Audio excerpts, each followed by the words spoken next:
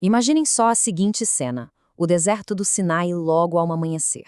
Aquelas montanhas imponentes cobertas por nuvens densas, relâmpagos cortando o céu, o barulho ensurdecedor de ventos fortes e lá embaixo, bem no pé do monte, uma multidão gigante aguardando. É um cenário impressionante, digno de cinema, não é? E é exatamente essa atmosfera que prepara a gente para mergulhar numa investigação profunda sobre um dos textos mais antigos e influentes da história da humanidade. Sejam bem-vindos a esta análise, onde nós vamos descascar as camadas reais e históricas desse texto hebraico. Diante dessa premissa, surge uma provocação. E se o que a gente conhece popularmente como uma simples lista rígida de regrinhas morais for, na verdade, algo muito, mas muito mais complexo e revolucionário? A nossa cultura acabou reduzindo esse texto a uma série de proibições, mas quando a gente olha com as lentes da pesquisa histórica, o que encontramos é um projeto de sociedade incrivelmente robusto. Bom, para entender isso direito, a nossa análise de hoje vai passar por 5 pontos centrais. Vamos começar pelo Tratado de Libertação, depois passaremos pela exclusividade e transcendência divina, em seguida vamos falar sobre descanso, memória e sociedade, aí entramos na inviolabilidade da vida humana e, para fechar, a raiz da injustiça. É uma verdadeira jornada saindo das bases macro da sociedade direto para dentro da mente humana. Mas para começar de verdade, a gente precisa olhar para as fontes originais. Quando examinamos os manuscritos antigos, como o texto massorético, que é o hebraico tradicional, a Septuaginta, que é a tradução judaica antiga para o grego, e os Targumim, que são as traduções aramaicas, a gente esbarra num detalhe fascinante. O texto original nunca, em momento algum, usa a expressão 10 mandamentos. O que está escrito lá é Aseret HaDevarim, que se traduz literalmente como as 10 palavras ou os 10 ditos. E, gente, essa mudança de nome muda toda a nossa perspectiva. Não estamos lendo um código penal rígido, mas as palavras fundacionais de uma grande aliança. O que nos leva direto ao nosso primeiro grande tema, o Tratado de Libertação. É aqui que entender o contexto histórico se torna absolutamente indispensável. Sabe, o primeiro dito começa de um jeito que quebra totalmente a nossa expectativa. Ele não chega dando uma ordem ou uma imposição. Ele diz o seguinte: Eu sou YHW, teu Elohim, que te tirei da terra do Egito, da casa da escravidão. A palavra hebraica aqui é anohi, que é um eu sou super enfático, muito solene, geralmente usado por soberanos do Antigo Oriente. Parecem correntes sendo quebradas, num povo caminhando livre no meio do deserto. A primeira palavra desse pacto todo é sobre a identidade de um libertador, e definitivamente não de um ditador. E olha, essa estrutura não caiu do céu por acaso. Ela imita direitinho o formato dos tratados que os reis faziam no Antigo Oriente. Funciona assim. Primeiro, o soberano se identifica. Segundo, ele faz questão de lembrar da libertação ou do benefício que já entregou. E só depois, lá no terceiro passo, é que vêm as exigências. Isso ensina pra gente uma lógica vital. A liberdade vem antes da lei. A obediência nesse contexto é uma resposta a uma redenção que já aconteceu e não uma listinha de tarefas para você conseguir a salvação. Compreendida essa base de libertação, vamos para o segundo tema da nossa análise, a exclusividade e a transcendência divina, que engloba o segundo e terceiro ditos. O contraste do que a gente acha que sabe para o que realmente é, fica evidente aqui. Por muito tempo, as pessoas acharam que o segundo dito proibia a arte em geral, mas a palavra hebraica usada, pezel, é muito, muito específica. Ela não está proibindo a expressão artística, mas sim a criação de imagens de culto. Lá no Antigo Oriente Próximo, acreditava-se que as estátuas podiam ser usadas para manipular, alimentar ou até controlar a divindade. Então, a proibição serve para garantir a transcendência de Deus. É para barrar qualquer tentativa humana de colocar a divindade numa caixinha, reduzindo Deus a um objeto que a gente possa controlar. Logo depois, o texto fala de um Deus zeloso, usando o termo caná. Mas nós não podemos ler isso com a nossa mentalidade moderna, achando que é um ciúme emocional, humano ou algum tipo de insegurança, tá? Na linguagem de alianças daquela época, caná significa uma exigência totalmente legítima de fidelidade exclusiva a um tratado. E quando o texto fala sobre a iniquidade sendo visitada nas gerações seguintes, não está jogando uma maldição mágica ou uma culpa hereditária automática. Está simplesmente descrevendo a pura e dura realidade sociológica. As consequências históricas de sistemas injustos atravessam gerações. E então chegamos ao terceiro dito, que traz o verbo hebraico nazá. Essa palavra significa carregar ou portar. O texto diz para a gente não carregar o nome para a falsidade. O ponto central aqui não é só evitar falar o nome de Deus de um jeito irreverente num tropeço do dia a dia. O que está sendo condenado, e com muita força, é você portar a autoridade divina para legitimar a mentira, a fraude, falsas profecias ou manipulação espiritual.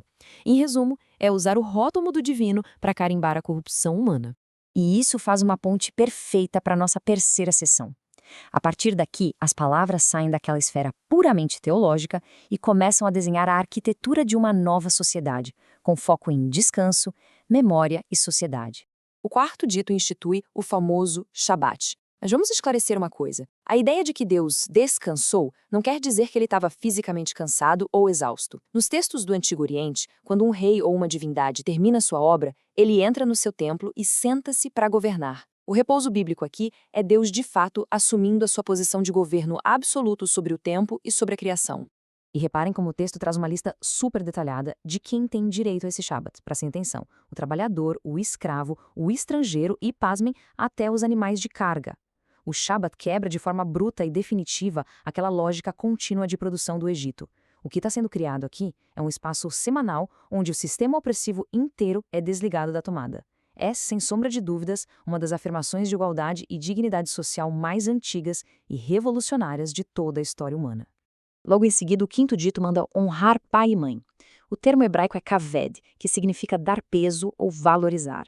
Imaginem o seguinte: numa cultura totalmente oral, os mais velhos não eram apenas figuras de autoridade dentro de casa.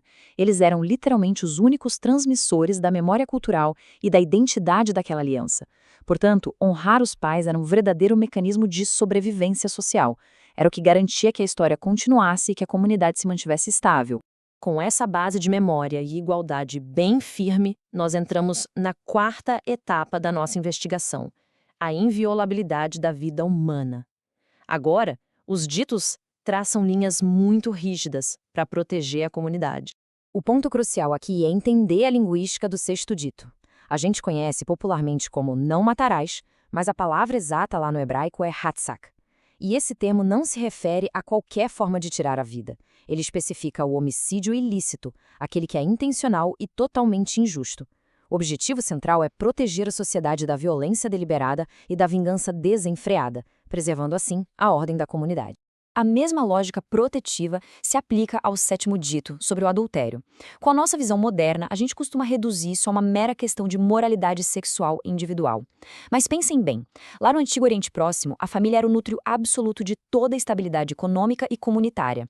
Quebrar o pacto conjugal representava, na prática, um ataque direto à própria base de organização, sustento e sobrevivência de toda a teia social.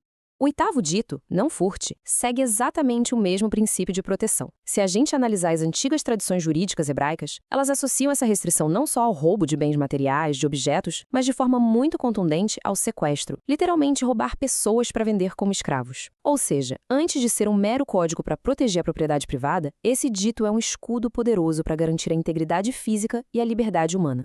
E aí, chegamos ao nono dito que nos transporta direto para dentro de um tribunal da antiguidade. O falso testemunho não era aquela mentirinha inofensiva do dia a dia, não. Nesses sistemas jurídicos antigos, uma mentira institucionalizada dita na frente de juízes podia facilmente resultar na pena de morte de alguém inocente, na perda irreparável das terras da família ou até na destruição completa de uma linhagem inteira. Esse dito estabelece a verdade factual como a rocha principal para sustentar a convivência e a justiça. Bom, depois de mapear todas essas ações externas, a nossa quinta e última sessão nos leva para um mergulho profundo no interior do ser humano, a raiz da injustiça. É exatamente aqui que a sofisticação intelectual desse texto milenar fica mais evidente. O 10º dito fala da cobiça, mas, de novo, vamos olhar para o termo hebraico, shamad. Nós não estamos falando daquele sentimento passageiro de achar bonito o que é do outro, ou de uma simples invejinha emocional. Shamad se refere a um desejo ativo, planejado e totalmente direcionado para se apropriar indevidamente do que pertence a outra pessoa. E é aqui que o Decálogo revela sua verdadeira profundidade psicológica. Ele identifica a intenção silenciosa como a origem de todos os crimes que vimos antes. O assassinato, o adultério, o furto. Todos eles começam primeiro lá dentro da mente humana. Para resumir, o que a gente aprende ao longo dessa análise histórica e exegética é realmente gigantesco. Em suma, os 10 ditos não foram concebidos apenas como regras morais soltas num pedaço de pedra. Eles foram palavras de aliança desenhadas para formar uma sociedade baseada em liberdade, justiça, dignidade e fidelidade. Quando a gente retira aquelas simplificações modernas, esse texto antigo se revela como um sistema brilhante criado do zero para proteger a humanidade do abuso, do caos e da tirania. E para amarrar a nossa investigação, eu deixo com vocês uma reflexão fundamental. Aquele grupo lá no deserto do Sinai não recebeu algemas nas mãos. Eles receberam um mapa para evitar construir um novo Egito. Então a pergunta que fica martelando na cabeça de quem estuda e pesquisa esse texto é a seguinte: se o decálogo começa com libertação e não com proibição, o que isso muda de forma definitiva na nossa compreensão de todo o texto bíblico? Fica o convite para continuarmos questionando e nos aprofundando. Um grande abraço e até a nossa próxima análise.